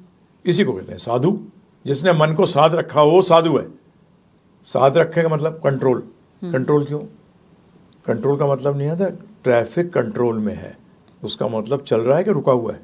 चल रहा है। कंट्रोल का मतलब रुकना नहीं होता। इसलिए साधने का मतलब यह है कि अपने लक्ष्य को, अर्थात कृष्ण भगवान के साथ जो अपना संबंध है, उसको स्थापित करने के लिए आपका मन उधर ही चल रहा है। बाकी चीजें आप कर रहे हो, बाकी चीजें आप कर रहे हो, परंतु दिल कहीं और है, दिल कृष्णा में लगा हुआ है। तो ये तरीका है 3 गुणों से बाहर निकलने। भगवान ने गीता में बताया है कि मेरी देवी है ये सगुणमयी मम माया दुरुत्या माम एवं ये प्रपदन्ते माया में ताम तरंती थे, कि ये माया जो है, जो ये 3 गुणों की है, इससे तार पाना बहुत असंभव है, परंतु जो मेरी शरण में आया था वो तुरंत ही इससे निकल जाता है। गीता क्या कहती है कि कोई भी निर्णय लेते समय बुद्धि महत्वपूर्ण है या फिर भावनाएं? बुद्धि, बुद्धि, बुद्धि लगाइए। पहले बुद्धि से सोचिए कि भावना गलत जगह तो नहीं लग रही, क्योंकि एक बार भावना लग गई तो फिर बुद्धि काम करना बंद कर देती है। और ये ज्यादातर लोगों के साथ होता है। 99.9% लोगों के साथ भावना में बह जाते हैं। जब भी हमारे शास्त्र भी कहते हैं शिष्य को, गुरु को मिनिमम 1 साल तक चेक करना चाहिए, मिनिमम, और गुरु को शिष्य को 1 साल तक चेक करना चाहिए कि वो शिष्य बनने लायक है या नहीं है। ऐसी गुरु आज बहुत फॉलोअर है तो उसका मतलब क्या हुआ? डेमोक्रेसी है क्या? सत्य में तो डेमोक्रेसी नहीं है, हैं जी? कहाँ है सत्य में डेमोक्रेसी? नहीं होती। डेमोक्रेसी से तो गुरु नहीं बना करते। आपको देखना है, ज़्यादा फॉलोअर होना, कम फॉलोअर होना गुरु का पहचान नहीं है। गुरु की पहचान है कि बोल क्या रहा है, बता क्या रहा है। क्या वो बता रहा है कि कृष्ण भक्त बनना है, या बोल रहे हैं कि नर नारायण बन जाएगा, कि आप भी भगवान बन सकते हो, आत्मा परमात्मा बन जाएगी? अगर ऐसा कुछ बोल रहा है तो आपको सावधान होना पड़ेगा। परंतु जब तक आप सुनेंगे नहीं उसको तो कैसे पता लगेगा आपको? नहीं पता। कई बार लोग कहते हैं हमारे गुरु तो मौन व्रत लिए हुए हैं। भाई साहब, गुरु मौन व्रत लेना चाहिए? गुरु का आशीर्वाद ही उसके वाणी है, वाणी है, पैरों में थोड़ी है, और कान से ली आती है। मैं परसों ही जयपुर था तो मेडिकल कॉलेज के अंदर लेक्चर था, तो वहाँ उनके जो सीनियर थे पैर छूने लगे। मैंने कहा पैर क्यों? मैंने टीचर को तुम क्लास में आके पैर छू के घर जाते हो क्या? सुनते हो? तो इसी तरीके से ये चीज़ जानना बहुत ही आवश्यक है, नहीं तो प्रॉब्लम। क्योंकि अगर गलत व्यक्ति एडवाइज़र मिल गया तो फिर तो, और इसीलिए एक जन्म नहीं खराब होता, अनंत जन्म खराब हो जाते हैं। तो इसलिए one has to be very cautious, बड़ा ध्यानपूर्वक, और परंतु चलना भी है इस रास्ते पे। फिर भगवान हेल्प करते हैं। ये शास्त्र कहते हैं, भगवान कहते हैं मैं गुरु से मिलवाता हूँ, फिर गुरु मुझसे मिलवाता है। पहले मैं गुरु से मिलवाता हूँ और फिर गुरु मुझसे मिलवाता है। प्रभु जी, गीता में जो वर्णित कर्म बंधन है उसको आज के डिजिटल युग में हम कैसे देखें? देखिए, कोई भी कार्य जब तक कि वो हमें, जो मैंने आपको बताया, हमारा और कृष्ण का संबंध स्थापित करने में हेल्पफुल नहीं है, वो बंधन है। तो आज डिजिटल युग हो या नॉन डिजिटल युग हो, कोई भी युग हो, time does not matter. Illegal activity करने के लिए टाइम थोड़ी देखता है व्यक्ति। गैर कानूनी कार्य तो कभी भी हो सकता है, दिन में भी हो सकता है, रात को भी हो सकता है, कभी भी कर सकता है व्यक्ति, सुबह दोपहर शाम कभी भी कर सकता है। तो इसीलिए जब भी तो ये सनातन धर्म है, था, है और रहेगा। इसमें परिस्थितियों के अनुसार थोड़ी चेंज होगा। आज मृत्यु का चेंज हो गई, मृत्यु पहले भी ऐसी थी, मृत्यु आज भी ऐसे ही। इसमें कहाँ चेंज आया? मेरे परदादा भी वैसे ही मरे, हम भी अब ऐसे ही जाएंगे, शरीर से आएंगे। तो इसमें कहाँ चेंज आया? नियमों में कहाँ चेंज आया? सूर्य रोशनी नहीं दे रहा आजकल, दे रहा है। वो तो नहीं देख रहा कि डिजिटल युग आ गया तो मुझे कुछ गड़बड़, कुछ चेंज हो जाऊं। कोई जरूरत नहीं है। यही फर्क है सनातन में और अस्थाई चीज में। ये तो युग आएंगे अलग अलग, डिजिटल एज आएगी, फिर पता नहीं कौन से रोबोटिक एज आएगी, एआई एज आएगी, क्या क्या एजेस आएंगी, और सब आएंगी और जाएंगी। परंतु सनातन जो था है और रहेगा वो कम्प्लीटली। तो क्या मेरा ये कहना गलत होगा प्रभु जी कि सनातन ही श्रेष्ठ है? बाकी तो अस्थाई कहाँ से श्रेष्ठ हो सकता है? परंतु इसका मतलब नहीं कि सनातन धर्म जो है ना, ये एक इसको समझ नहीं पाए हैं लोग। Like a person is educated, एक व्यक्ति क्या है? एजुकेटेड है। तो 10वीं पास भी एजुकेटेड है, ग्रेजुएट भी एजुकेटेड है, पोस्ट ग्रेजुएट भी एजुकेटेड है। तो इसी प्रकार से सनातन धर्म जो है ना, वो अलग अलग जगहों पे पूरे विश्व में अलग अलग स्तरों पर है, अलग अलग स्तर पे। जैसे कॉलेजेस नहीं होते, आईटीआई भी तो सिखाता है इंजीनियरिंग लोअर लेवल पर, आईआईटी भी सिखाता है, फिर अमेरिका का एमआईटी भी है, वो भी सिखाता है। सिखाते सब वही चीज़ है, परंतु उनकी अंडरस्टैंडिंग लेवल्स जो हैं वो अलग अलग है। ये वो है। तो सबके सब फॉलो, सब एजुकेटेड है। कोई फर्स्ट स्टैंडर्ड में है, कोई 5th में है, कोई 10th में है। परंतु उसका मतलब थोड़ी मैं अगर ग्रेजुएट हूँ तो 10th बेकार है। That is wrong. वो गलत है। तो ये जब हम श्रेष्ठता की भावना लाते हैं तो हम उसमें अभिमान हो कि मैं ग्रेजुएट हूँ, अहंकार नहीं होना चाहिए कि मैं ग्रेजुएट हूँ, बाकी सब बेकार है। ये चीज़ नहीं आनी चाहिए। आज सनातन धर्म को सब फॉलो कर रहे हैं, चाहे वो माने या ना माने, वो उनके उस पे है।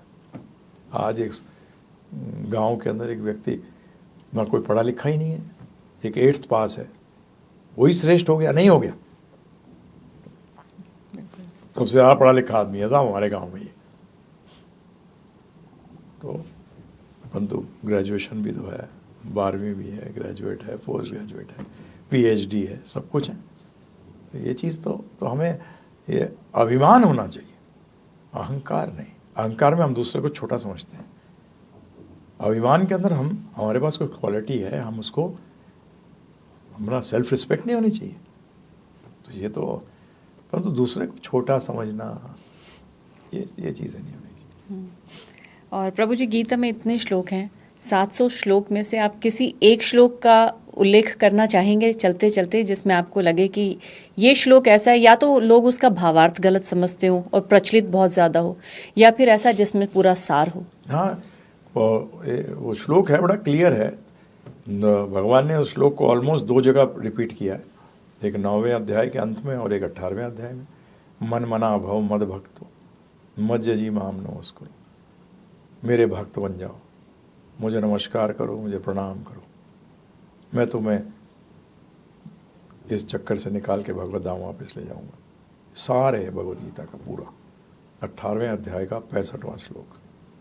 ये भगवद गीता का 9वां अध्याय भी जो है उसका नाम है राज विद्या। उसके भी अंत में भगवान ने यही श्लोक 9वें अध्याय में बोला, फिर 18वें में भी बोला कि ये सार है सारे भगवद गीता का। कर्मण्यवादी कारस्ते माँ फलेशो, सार नहीं है।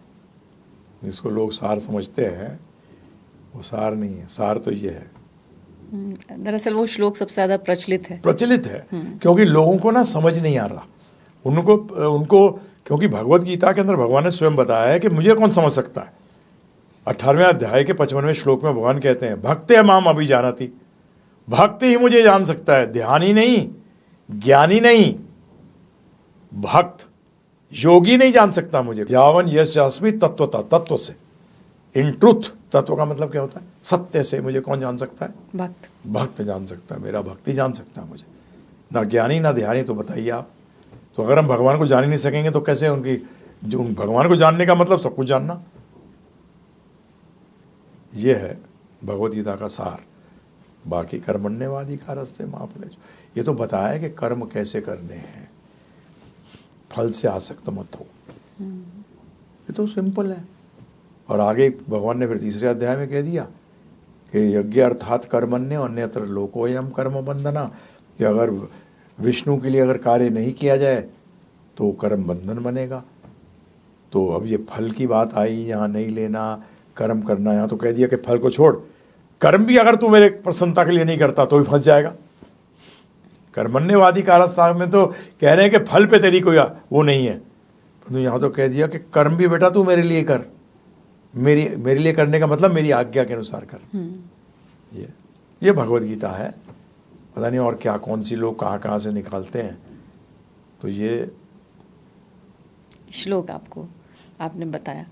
प्रभु जी बहुत बहुत आपका धन्यवाद, आभार कि इतनी सरल भाषा में गीता के श्लोक और गीता का जो सिद्धांत है उसको हम अपने जीवन में कैसे उतारे, ये आज हमारे उन सभी दर्शकों तक पहुंचेगा आपका संदेश, और वो भी जानेंगे कि इसका क्या महत्व है और गुरु के बिना ज्ञान का जो अपेक्षा करना भी संभव नहीं है, भौतिक भी और आध्यात्मिक भी। इसलिए आप मैं बता रहा हूँ, givegita.com है, GIVEGITA.com वेबसाइट है, फ्री में डाउनलोड कर लो कोर्स, या गिव गीता हमारे उस पर चले जाइए ऐप पे, उस पर डाउनलोड कर लीजिए, या 7210082100 पे मिस्ड कॉल कर दीजिए, आपके पास लिंक पहुंच जाएगा। व्हाट्सएप कर दीजिए हमें, तो सिंपल है, पैसा नहीं ले रहे हम आपसे, फ्री में दे रहे हैं।